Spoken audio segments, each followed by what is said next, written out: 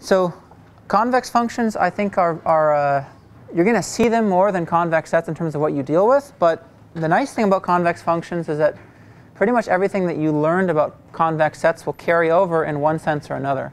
And actually, that is almost, you can almost interpret that literally, because everything we do with convex functions can be proved from our knowledge of convex sets. It's just that we won't always do it that way. But we'll make that connection precise. So a convex function, again, you've seen this definition from the last lecture and likely before, but just to remind you, it's a function that has the following property. Its domain is convex, a convex set, and it has the property that if I take any points x and y, and I evaluate the function at tx plus 1 minus ty, then that has to be smaller than or equal to t times f of x plus 1 minus t times f of y for all t between 0 and 1. So if I take any points x and y on the graph of the function, I take the line segment that joins those two. That's what this picture is showing. If I evaluate the function at anything along the line segment, it has to lie below the line segment. The value of the function has to be below the line segment. That's defining property of a convex function. Concave function is just the opposite. So it means that this inequality is actually going to be flipped. I have to have the function lying above the line segment. That's what it means for a function to be concave. So literally this definition, but with a bigger than or equal to. The best way to remember the differences between convex and concave is just to take everything you know about convex functions and then apply that to the negative of the function. And that'll give you all the properties for concave functions. So f is concave if and only if negative f is convex. Okay, so in what follows, I'll talk about special properties of convex functions. If you want to know special properties of concave functions, just substitute f for minus f. You'll get them all. Okay. So what are some important modifiers in terms of convex functions? There's two really important modifiers. The first is a strictly convex function. That means that this inequality has to hold strictly for all t between 0 and 1.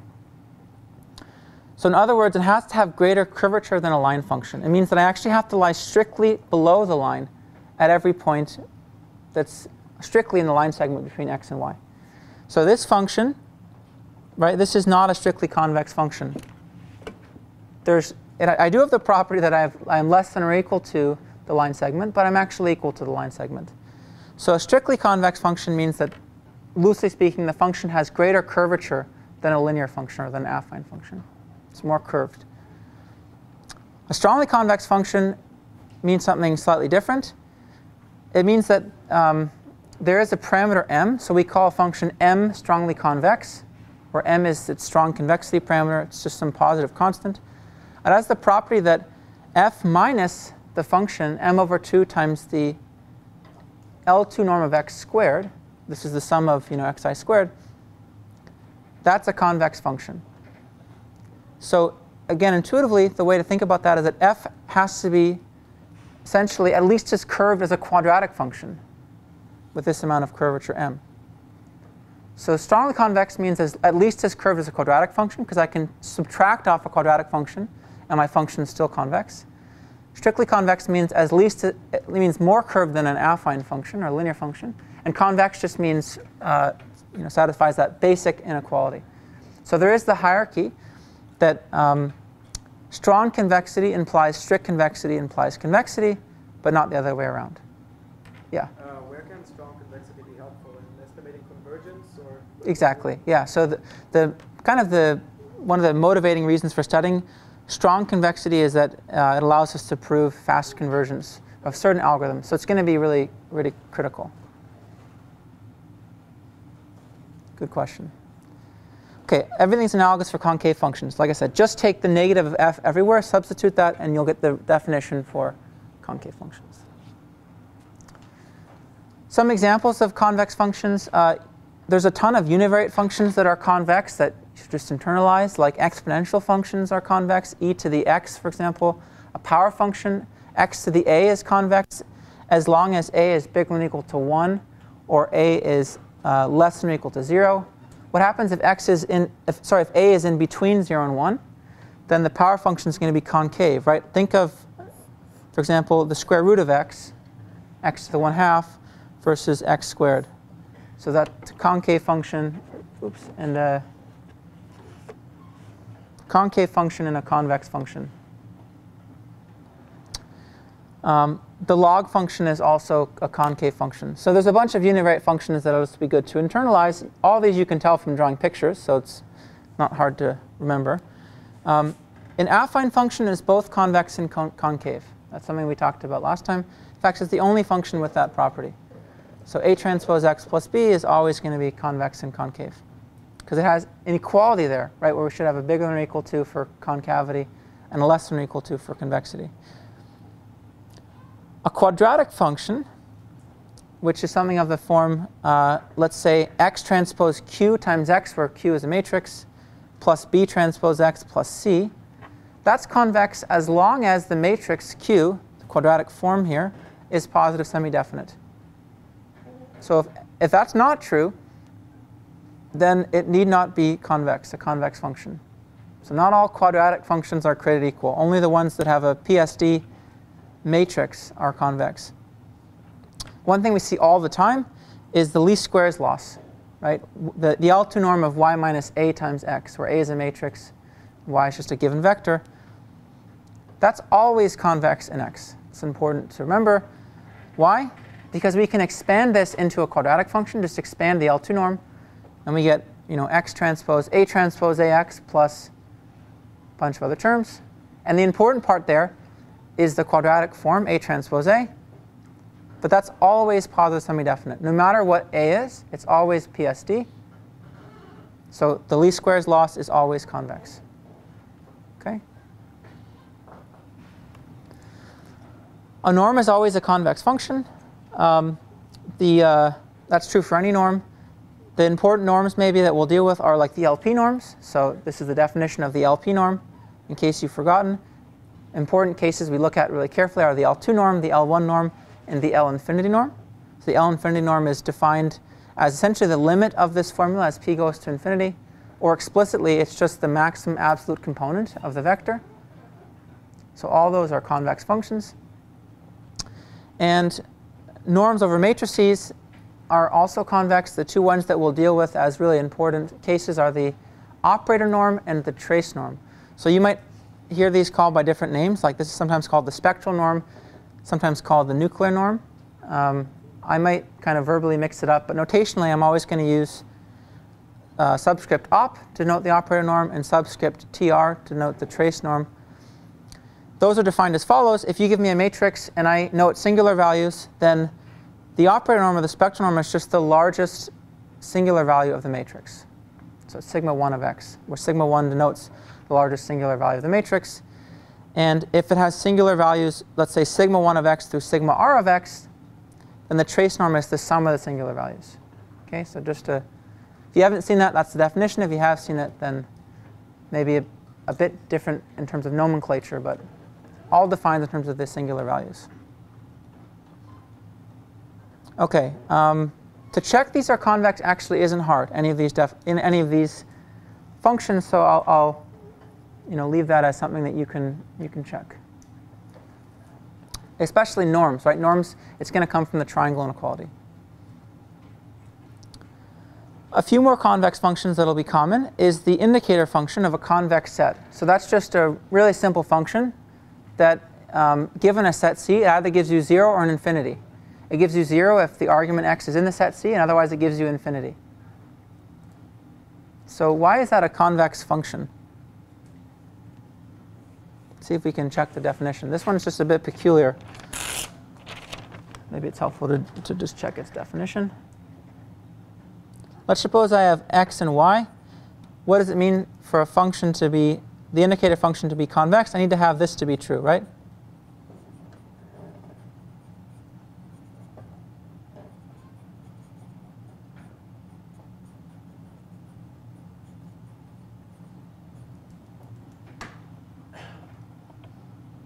So let's just do it in cases. What happens if x and y are both in the set C? Then what's the right-hand side, first of all? It's just 0, right? This whole thing is 0. And what's the left-hand side? It's going to be 0, but why is it 0? It's because actually C is convex. That's really important. So tx plus 1 minus ty is in C because C is convex. So that's why this is 0. So now you can see the indicator function of a non-convex set is not going to necessarily be a convex function. So that was x, y, and C. So we have 0 less than or equal to 0.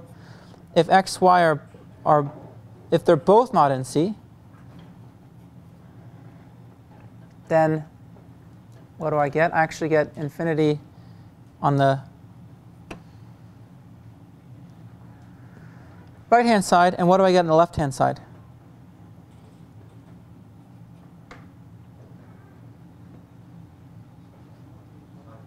I get either 0 or infinity, but it doesn't matter, right? I get 0 if for some reason their combination ended up in C, which can happen, or I get infinity. So it doesn't really matter. Doesn't matter because infinity is going to be less than or equal to infinity, and so is 0. And you can actually, I'll just leave the other kind of cross cases for you to check. They're not very hard. They kind of follow the same logic because the right-hand side is always going to be infinity. The support function of a set C is always convex, no matter whether C itself was convex in the first place. The support function is defined as the maximum inner product of any point in the set. So we note that by I star. There's going to be a very good reason for why we do that later. You can see it's going to be kind of intimately linked to the indicator function. But I star C of x is the maximum inner product of x and y for all y that are in the set C. That's always a convex function, even if C itself weren't convex. It's a nice property of the support function. So again, you can check that one. The max function is convex. So if I take the maximum of the components of x, x1 through xn, that's also convex. So don't confuse this last one with the infinity norm. The infinity norm is similar, right? But actually takes the maximum absolute value of the components. This one doesn't do that. Is there a question? No?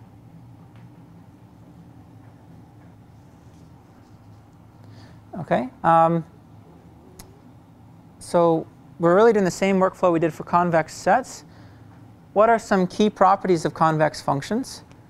There are a few key properties. Let me remind myself how many we've gotten. We've gotten more than we did for convex sets. The first one is one that can be useful in actually checking convexity.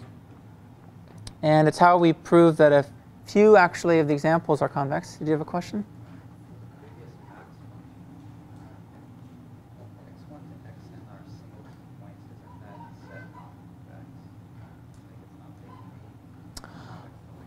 So I think you're maybe confusing this a bit with a set. So this is actually a function, right? So the function is you give me like x1 through xn as variables. I give you back the maximum of them. As a function, that's convex. So it means that if I take f of tx plus 1 minus ty, that's less than or equal to t times f of x plus 1 minus tf of y. I'm not claiming something about the set.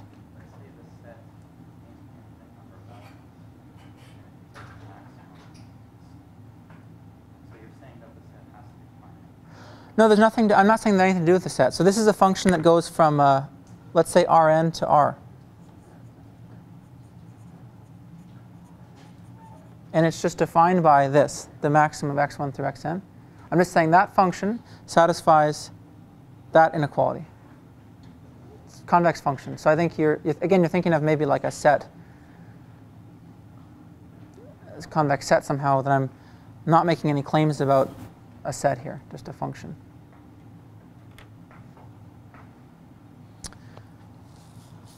OK. The first key property of convex functions that I wanted to talk about was the following. A function is convex if and only if its restriction to any line segment is convex.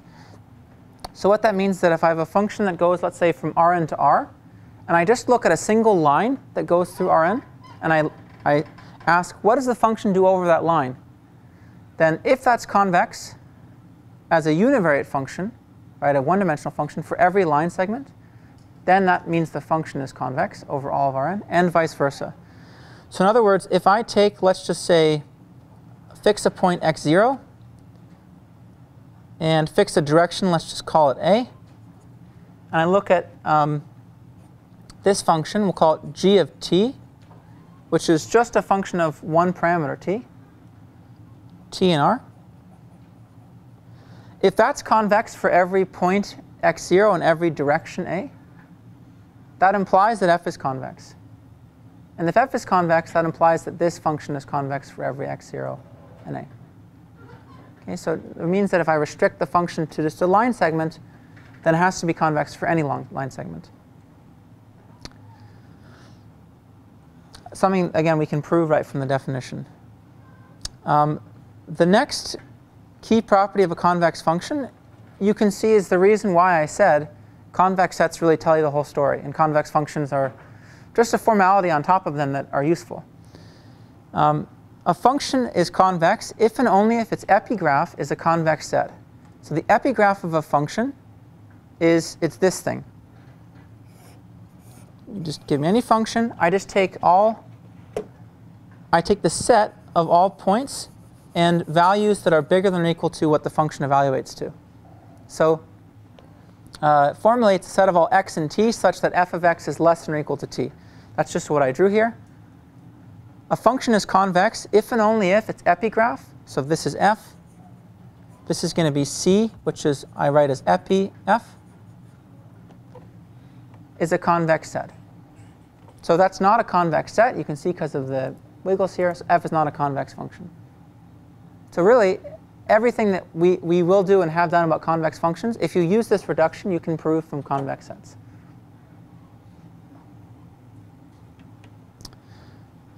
Another property of convex functions is that if a function is convex, then its sublevel sets are all convex. And the sublevel set of a function should not be confused with its epigraph. It's actually a little different, even though it may look kind of similar. Let's just, again, pick out a convex function, or just any function. The sublevel set of that function, if you give me a value t, is the set of all x that evaluate under the function as something less than or equal to t. So that gives me this set in the domain. And so when I evaluate any points here, I get something less than or equal to t, this value. If a function is convex, then each one of its sublevel sets, as t varies, is going to be a convex set. The converse is not true.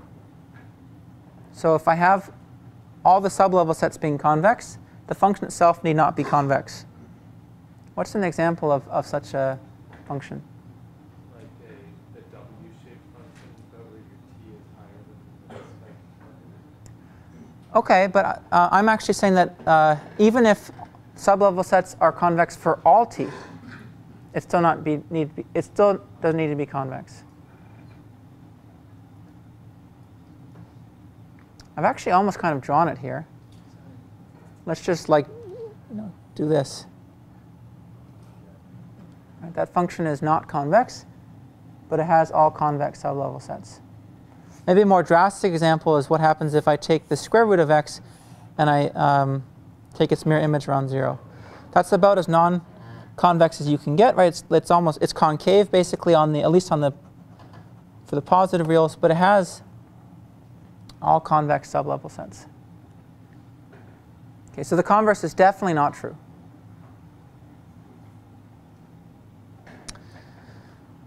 These are the really useful characterizations for convex functions. And these are the ones you're going to be using all the time. It's the first order and second order characterizations for convex functions that are also smooth. So if f is differentiable, then an equivalent condition for f to being convex is that the following holds. For all x and y, f of y is bigger than or equal to f of x plus the gradient of f at x, which is how I'm denoting the gradient, transpose y minus x. So if that's true for all x and y, then the function is convex, and vice versa. So that just says that if you give me a function that's smooth, then an equivalent condition to being convex is that it always lies above its tangent line. So if that's x, and I pick out a point y, say I pick out a point y out here, then if I look at f of y, and I compare it to what I would have gotten if I did a linear extrapolation around x, which is going to be f of x plus the gradient of f at x transpose y minus x. That's this first order Taylor expansion, we also call that. Then the function has to be above the line segment. It's an equivalent condition for convexity. So that one is often easier to verify than the definition if the function is smooth. It also recalls a basic fact we know, maybe from like high school calculus even, is that if you have a differentiable convex function, then a point minimizes the convex function if and only if its gradient is 0. Or in 1D, its derivative is 0. You can see that directly from this condition. If the gradient is 0, then I'm saying that, and it's convex, that at x, I have f of y bigger than or equal to f of x for all x. So clearly that means that I've minimized the function. Sometimes it's even easier to check the second order condition for convexity. And for that, we require x to be twice differentiable. And what that says is that if I look at the Hessian matrix of f at the point x, then that has to be positive semi-definite for all x. So if you've forgotten what the Hessian is, then go back and look at the some of the supplementary notes. It's the matrix of second derivatives. Right? Every entry, the ith entry contains the partial derivative with respect to xi and then xj. So if that's positive semi-definite for all x, then that means that f is convex and vice versa. So in 1D, that means that the second derivative is positive if just a function of one variable, which again, you probably can either intuit or recall from like high school calculus. It means it's curved up. OK, Jensen's inequality is another kind of key property of convex functions. You surely have seen this, I think, in a prob class if you've taken that kind of thing, or a stat class. If f is a convex function and x is a random variable, then f of the expected value of x is less than or equal to the expected value of f of x. So the way I always remember this direction, because I almost always forget which direction it should go, is that I remember the function x squared. If you think about the function x squared, then the expected value of x squared minus the expected value of x, that whole thing squared, is the variance. The variance always has to be positive. That tells you where the inequality should go. That's the only way I remember the inequality. I mean, you can draw yourself a picture too, but that's at least the way I remember it. All right, let me see what we have left. So we only have maybe 5 or 6 minutes left. There are some operations that preserve convexity, just like operations that preserve convexity for sets. And here they're really useful for convex functions. So let me go through them. And I'm probably not going to get to the last example, but you can go through that on your own. If I have a bunch of convex functions, f1 through fm, and I take a non-negative linear combination of them, so a1 f1 plus am fm, then as long as these weights are non-negative, that resulting function is going to be convex. Okay, so this means the function that evaluates to a1 f1 of x plus a2 f2 of x, etc. at the point x. Pointwise maximums of convex functions are always convex. So if I have convex functions, which I'm going to index by f of s, for all s in some set capital S, and that could be like, for example, 1 through m. It could be a lot more than that. Then the pointwise maximum of these functions, so at any x I look at whatever the maximum of f of s at x over all s is, I define that to be f of x. That's always a convex function. So that's true no matter what the set S is. It can be actually an infinite number of functions I'm taking the maximum over. It's a very important property. Very closely related to that is the property of partial minimization for convex functions. So if I have a function, let's say of x and y, and let's suppose that it's jointly convex in x and y, so it's convex in the variable xy, and C is a convex set, then if I define f of x to be what I get from minimizing out over y, so it's the minimum over all y in some set C of gxy, then that's a convex function as long as the set C here was convex. Okay, so there's actually, these actually are really intimately related. You can think about the set C here as playing the role of the set S. I just wrote them a little differently because they actually, they're not quite the same result. But you can see that actually there's a big restriction for partial minimization, which is that the set of things over which we're minimizing has to be convex. That's not true for a partial maximization. OK, so you can go through this example on your own. I won't get to it. Of distances to a set, how that's really different if you take a min or a max. And the last one I want to go through before we convene are composition rules. So if f is convex, and I take the composition of f with an affine function, so I define g of x to be f of ax plus b, then that's always a convex function, provided that f was convex. Super useful, because it avoids you having to do, say, the chain rule and all sorts of other things if you're trying to check convexity from the first order condition to the second order condition. And it's just, you often see compositions of convex functions with affine functions, so it's a very useful property. And there are general composition rules as well. They're just a lot more subtle. So let me go through an example of them. If I compose a function h with a function g, and g need not be affine, it can just be any function, then the resulting function f is convex if h was convex and increasing, or really non-decreasing, and g was convex. That's actually, there's a bunch of kind of subtleties here, and whether or not the outer function is increasing or decreasing. So there's not really any good way to get you to remember all of these. You have to just look them up when you need to use them. One way to remember them was actually to think about all these functions being differentiable, take second derivatives, use the chain rule, and then look at what you need to happen in order to make the resulting function be convex. That's the way to derive all these. OK, this is the same thing applied component-wise, just for vector composition. So there's nothing really new there. So that was it. We didn't get to basically one example I wanted to get to, so maybe we'll do it at the start of the next lecture. I will see you guys on Tuesday. Remember to take a look at the homework. And